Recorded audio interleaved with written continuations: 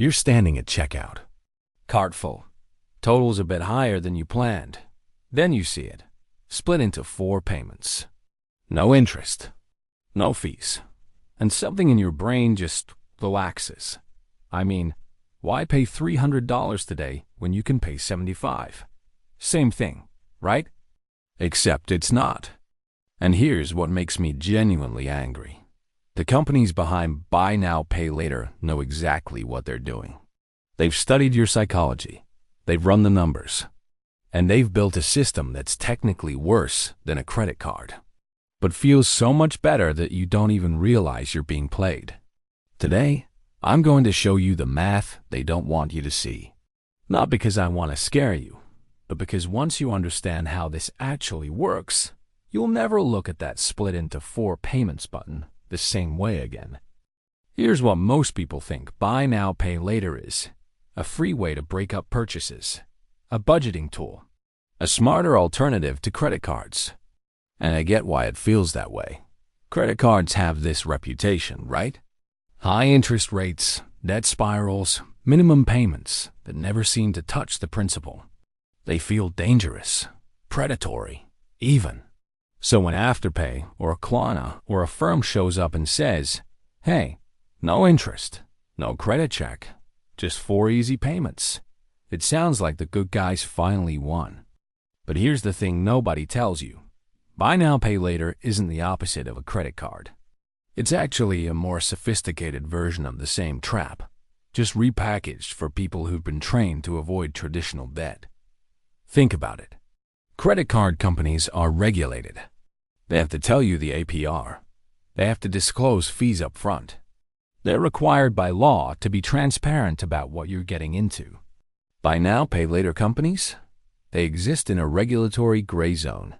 And that's not an accident. See, they figured out something brilliant and kind of terrifying. If you never call it debt, if you never mention interest, and if you make the payment small enough, people won't do the math, and most people don't. Let me show you what I mean. Let's say you buy a pair of shoes for $200 using a Buy Now, Pay Later service. 4 payments of $50 each. Seems straightforward. But here's what's actually happening beneath the surface. First, the moment you click that button, the store gets paid in full.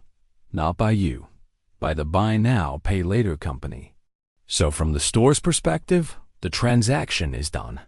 They have their $200. Now you owe the Buy Now, Pay Later company. And this is where it gets interesting. Because technically, they're right. There's no interest. If you make all 4 payments on time, you pay exactly $200. No extra fees. But that's a massive if. According to research, about 43% of Buy Now, Pay Later users have missed at least 1 payment. And when you miss a payment, that's when the real cost shows up. Late fees range anywhere from $7 to $25 per missed payment, depending on the company. Some cap it, some don't. But here's the thing. Those fees stack up fast. Let's do the actual math. You miss one $50 payment. Boom. $15 late fee. Now you owe $65. You're scrambling to catch up, so maybe you miss the next one too. Another $15. You're at $80 now. By the time you finally paid off that $200 purchase, you've actually paid $230, maybe $250. That doesn't sound like much, right? 50 extra dollars? But when you calculate it as an interest rate, the way credit cards are required to show you that $50 penalty on a $200 purchase over 2 months comes out to an effective APR of around 150%. Let me say that again.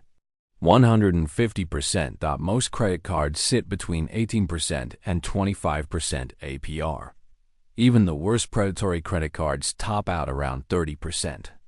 But because Buy Now, Pay Later doesn't call it interest, because they frame it as a late fee, you don't realize you're paying loan shark rates. And it gets worse, because here's the psychology they're banking on. When you use a credit card, you feel it. You swipe. You see the balance go up. You get a statement at the end of the month reminding you that you owe money. It creates friction. Buy now, pay later removes that friction entirely. You're not borrowing. You're splitting payments. It sounds responsible, controlled. And because the amounts are small, 50 here, 30 there, it doesn't trigger the same mental alarm that a $500 credit card charge does. So you do it again and again. Before you know it, you've got 6 different buy now, pay later plans running simultaneously. Payments hitting your account every week. And because they're all small, you don't add them up. Until one week, 3 payments hit at once and your rent check bounces. That's not a hypothetical. That's the most common complaint financial counselors hear about buy now, pay later. People lose track. And unlike a credit card, where you have one statement, one due date, one place to check your balance, buy now, pay later spreads your obligations across multiple apps, multiple companies, multiple payment schedules. It's designed to feel manageable, but in practice, it's chaos. So here's the shift I want you to make. Buy now, pay later isn't a budgeting tool. It's a purchase accelerator. It doesn't help you afford things. It helps you buy things faster than you normally would. And that's the entire business model. See, these companies don't make most of their money from you. They make it from the stores. Every time you use buy now, pay later, the retailer pays a fee, usually 4% to 6% of the purchase price.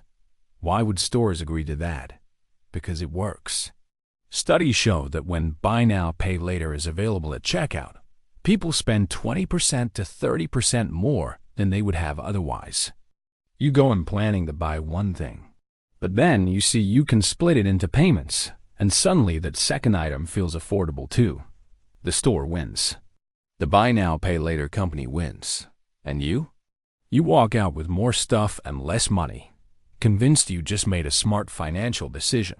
Here's what changed for me when I realized this.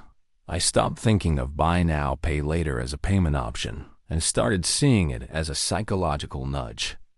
Every time that button shows up, it's not there to help me. It's there to lower my resistance to spending. And once you see it that way, the whole thing flips. Now, I'm not saying buy now, pay later is pure evil or that you should never use it. But if you're going to use it, you need rules. Here's what I'd suggest. 1. Only use it for things you can afford to pay in full today. If you don't have the full amount in your account right now, don't split it into payments. You're not budgeting, you're borrowing from your future self. 2. Treat it like a credit card. That means tracking every payment, every due date in one place. Set phone reminders. Add it to your calendar. Audit to your calendar. Don't rely on the app to remind you, because if you miss a payment, that's on you. 3. Never run more than one buy now, pay later plan at a time. I know that sounds strict, but it's the only way to keep the mental load manageable. If you've already got payments scheduled, wait until they're done before starting another. 4. Read the fine print on late fees. Some companies charge per missed payment. Others report to credit bureaus after repeated misses. Know what you're signing up for. And honestly, if you find yourself using buy now, pay later regularly, like multiple times a month, that's a signal. It means you're spending slightly beyond your means and using these services to smooth it over. And that's not sustainable. I've been there. I get it. But the answer isn't better payment plans. It's pulling back on the spending until your income catches up. Look, I know money is stressful. I know that when you're standing at checkout and the total's higher than you expected, it's tempting to take the easy out, to split it up, to make it feel smaller. And I'm not here to shame you for that. But I do want you to go into these decisions with your eyes open. Buy now, pay later isn't a villain. But it's not your friend either. It's a business. And like any business, it's designed to make money, usually at your expense. The good news? Once you understand the game, you can play it differently. You can use these tools when they actually benefit you, when you've got the cash, when you're just smoothing out timing, when you're in full control. And you can ignore them the rest of the time. Because here's the truth. You don't need to split payments to afford the life you want. You just need to be intentional about what you're buying, when you're buying it, and why. That's not about perfection. It's not about never spending. It's just about making sure that the money you spend is actually taking you somewhere you want to go, and not quietly draining away into late fees and impulse buys you forgot about 2 weeks later. You're smarter than the system they've built. You just have to choose to see it clearly. If this video helped you see buy now, pay later differently, hit that like button. It genuinely helps more people find this kind of content. And if you want more breakdowns on how money actually works, not how they want you to think it works, subscribe. I post videos like this every week. Thanks for watching. I'll see you in the next one.